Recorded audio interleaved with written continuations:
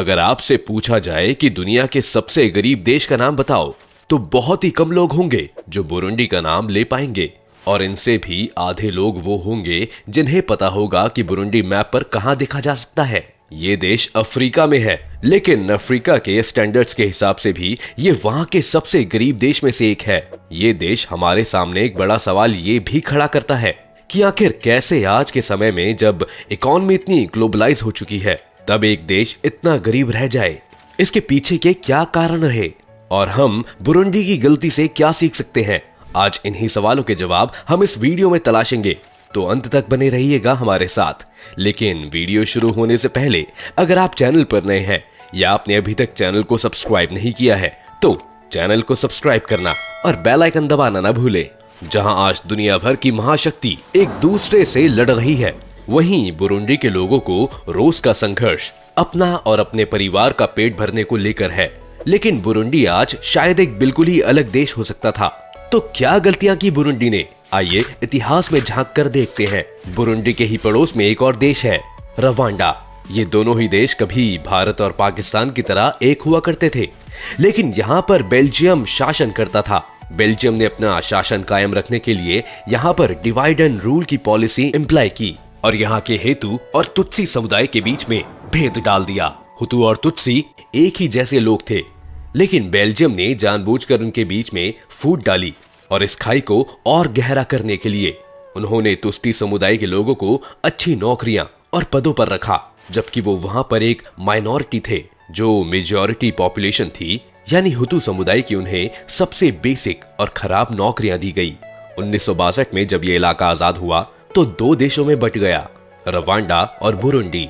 इस विभाजन में की एक यूनिक बात ये थी कि विभाजन के बाद दोनों देशों में अभी भी पॉलिटिकल पावर तुत्सी समुदाय के पास ही थी, लेकिन बुरुंडी में तुत्सी लोगों को सत्ता से हटाने के लिए हुतू समुदाय ने प्रोटेस्ट करना शुरू कर दिया और इस पर कड़ा रुख अपनाते हुए सरकार ने इस बीच करीब 1 से 2 लाख हुतू समुदाय के लोगों की जान ले ली।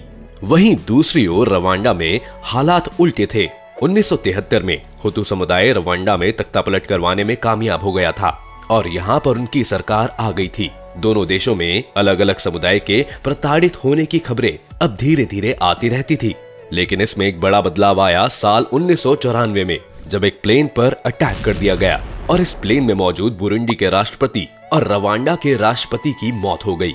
रवांडा में इसे तुत्सी समुदाय की एक चाल माना गया था और बुरुंडी में इसे हुतू समुदाय की हरकत के तौर पर देखा गया और इसलिए इन दोनों देशों के अंदर एक गृह युद्ध छिड़ गया। रवांडा में उस वक्त जो हो रहा था वो लगातार मीडिया में छपने लगा। मिलिट्री से लेकर हुतू समुदाय के लोग चुन चुन कर तुत्सी समुदाय के लोगों को टारगेट बना रहे थे और बुरुंडी में भी अभी 1 साल पहले ही एक बड़े संघर्ष के बाद हुतू समुदाय ने डेमोक्रेटिक इलेक्शन से सत्ता हासिल की थी और यहाँ भी तुत्सी समुदाय के लोगों को मारा जा रहा था। दोनों देशों में बड़ा नरसंहार हुआ, लेकिन 2000 का साल आते आते रवांडा और पॉल कागेम के रूप में एक नया प्रेसिडेंट मिल चुका था। कागेम ने जल्दी से हालात पर काबू किया और इस गृह युद्ध को खत्म करवाया। आपको बता दें, पॉल कागेम आज भी रवांडा के राष्ट्रपति है और वहां पर डिक्टेटरशिप है। वहीं दूसरी ओर हम बुरुंडी की बात करें तो वहां पर यह गृह युद्ध 2003 तक चला, जिसके बाद 2005 में वहां इलेक्शन हुए और वहां पियरी नकुरुनजीजा की सरकार आई। इस सरकार ने डेमोक्रेसी का वादा तो किया था, लेकिन धीरे धीरे सरकार ने देश से सारे ऑप्शंस को खत्म कर दिया और पियरी एक तरह से एक ऐसे तानाशाह बन गए जो डेमोक्रेसी के ढोंग के नीचे अपनी सरकार चला रहा था। पियरी ने वहां मोटरसाइकिल्स भी बैन कर दी, क्योंकि उन्हें डर था कि मोटरसाइकिल पर बैठे लोग कहीं सरकार के खिलाफ कोई साजिश तो नहीं रच रहे। वैसे तो पियरी हुतू समुदाय से आते थे और कहते थे कि गृह युद्ध के दौरान जो हुआ वो शर्मनाक था, लेकिन फिर भी पियरी ने अपने तानाशाही रवैये नहीं छोड़ा और जब 2015 में उनकी इलेक्शन में हुई जीत पर लोग सवाल उठाने लगे और लोगों ने प्रोटेस्ट शुरू किया, तो पियरी ने थोड़ा सा भी वक्त नहीं लगाया अपनी ताकत से इसे दबाने में। इस वक्त करीब 4 लाख लोगों को रिफ्यूजी बनकर अपने देश छोड़ने के लिए मजबूर होना पड़ा था। पियरी ने खुद को इटर्नल सुप्रीम गाइड का टाइटल दे दिया था और बुरुंडी में इंफॉर्मेशन को इस तरह से कंट्रोल करके जाता था कि जब भी कोई विदेश से बुरुंडी आता था तो सरकार उस आदमी के साथ अपना एक नुमाइंदा भेजती थी जो उन्हें बताता था कि वो कहां जा सकते हैं और कहां नहीं। ये कुछ नॉर्थ कोरिया की तरह ही था।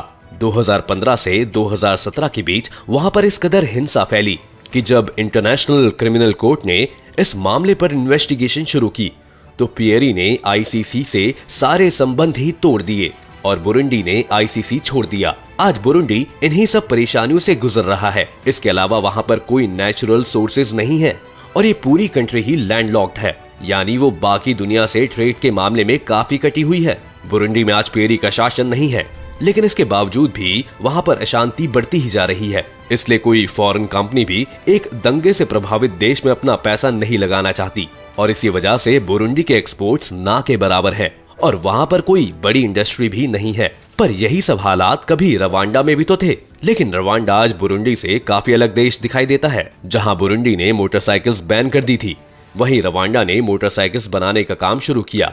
इस मोटरसाइकिल इंडस्ट्री को कई सारे पार्ट्स की जरूरत पड़ती थी और इन पार्ट्स के लिए भी अलग अलग फैक्ट्री सेटअप की गई, जिससे कि कई सारी इंडस्ट्रीज ने रवांडा के मार्केट में कदम रखा। जैसे जैसे सप्लायर्स और स्किल्ड लेबर्स की संख्या रवांडा में बढ़ने लगी और क्षेत्रों में भी वो तेजी से डेवलप करने लगे। जहां बुरुंडी ने टूरिस्ट को काफी रिस्ट्रिक्ट किया हुआ था, तेजी से अपनी टूरिज्म इंडस्ट्री पर काम करना शुरू किया।